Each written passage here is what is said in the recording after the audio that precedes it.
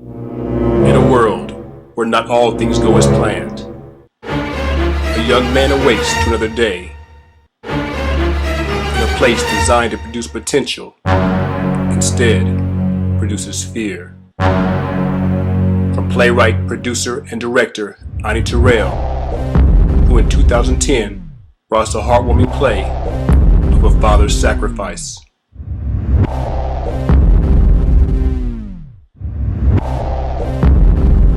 In 2011, a play that had audience members in tears, 2 months. And in 2012, his most gripping and dramatic play to date,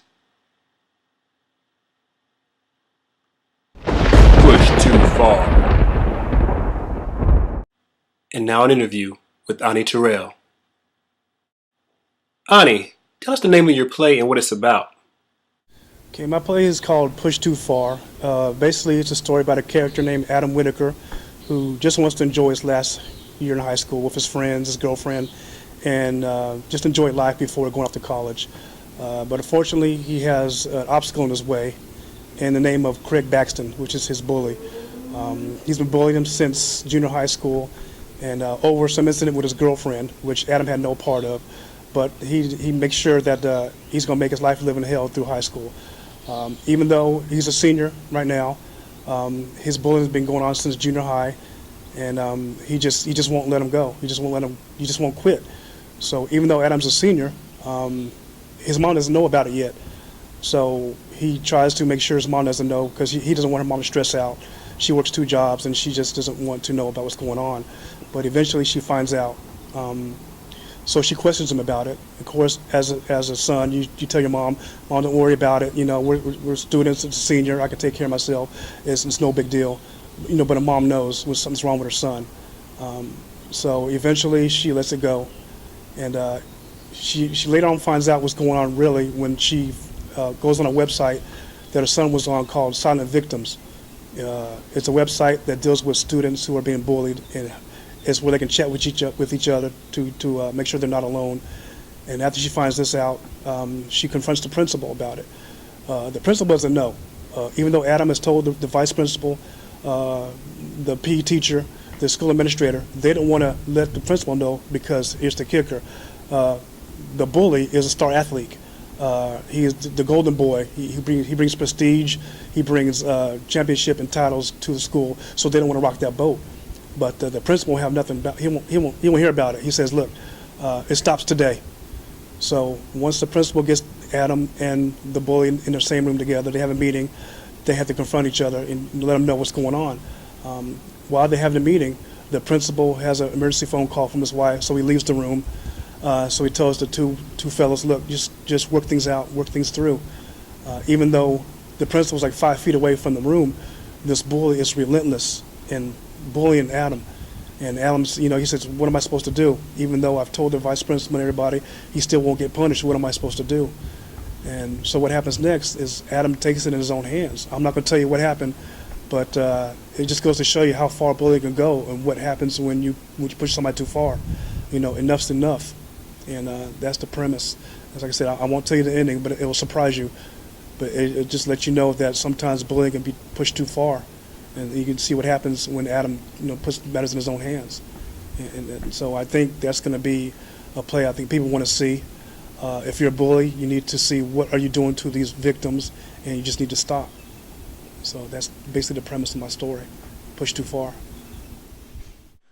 So what inspired you to write this play? What inspired me to write Pushed Too Far? Several things actually inspired me to write it. One of the things is watching the news. You can see on the news almost every night one story or another of a kid being bullied.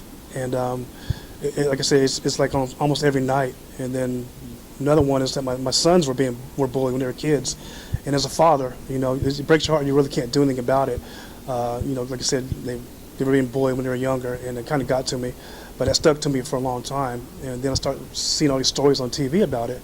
One night I was watching a news magazine story about school bullying, and it caught my eye because this was a story about a man who lived overseas. He got a job transfer to the States to get a better job to make a better life for his family, his 2 teenage daughters, and himself. So he got the job offer. They moved to the States. Everything's running fine. His kids enrolled in school. So he thought everything was okay. But as soon as she started going to school, these girls, these local girls who noticed her, she was new. They didn't want any part of her because she was new. And the fact that she was beautiful, some of the male students were paying attention to her, which they didn't like at all. But she didn't bring it upon herself. She didn't ask for this. She just wanted to fit in. But these girls wouldn't have it. So they just make sure that she didn't fit in. They would torment her, embarrass her, talk about her, and just make sure she wasn't wanted. And it got to the point where she didn't want to feel like going to school. But she didn't want to disappoint her dad. So she continued to put up with the bullying, whether it was physical, mentally. They tore her down spiritually because they just wouldn't let her go. Even though she just wanted to go to school, get an education, they wouldn't have it. So it got to the point now where she says, you know what, I can't take it anymore. Even though she didn't do anything, these girls wouldn't let her be part of their group, even just to be friends with her. They say, no, you're new, you're taking over, they don't want you to be part of this group.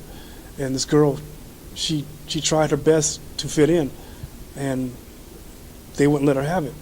So she tried every day. She went to school, tried to ignore it. Every day she was getting abused physically, mentally, and then all of a sudden they started cyberbullying her, spreading vicious lies about her on the internet, making up stories about her and some other guys at school, and she couldn't stop it because it's the internet and it's hard to stop stories like that. And her father found out about it, but he couldn't do anything about it. So the girl kept going to school, hoping it would get better, but it never did. And one night she had made a decision. She wasn't going to put up with it anymore. So she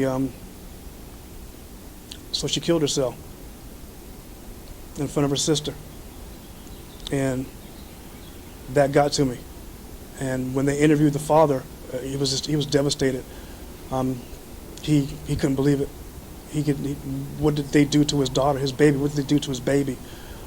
He no longer has a daughter, a sibling that no longer has a sister, and all because of what? Some petty jealousy. And that's what made me think, I got to do something.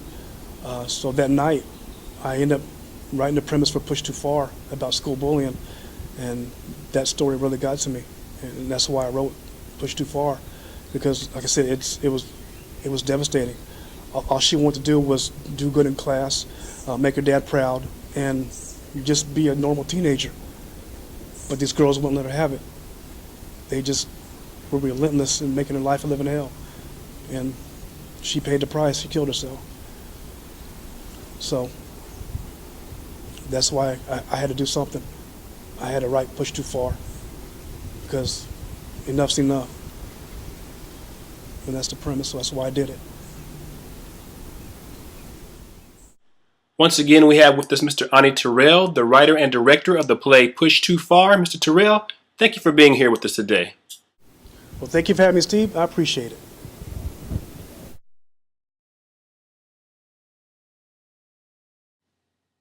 To any school district, theater group, organization, or charity that would be interested in obtaining a copy of Push Too Far for possible production, please contact Onnie Terrell at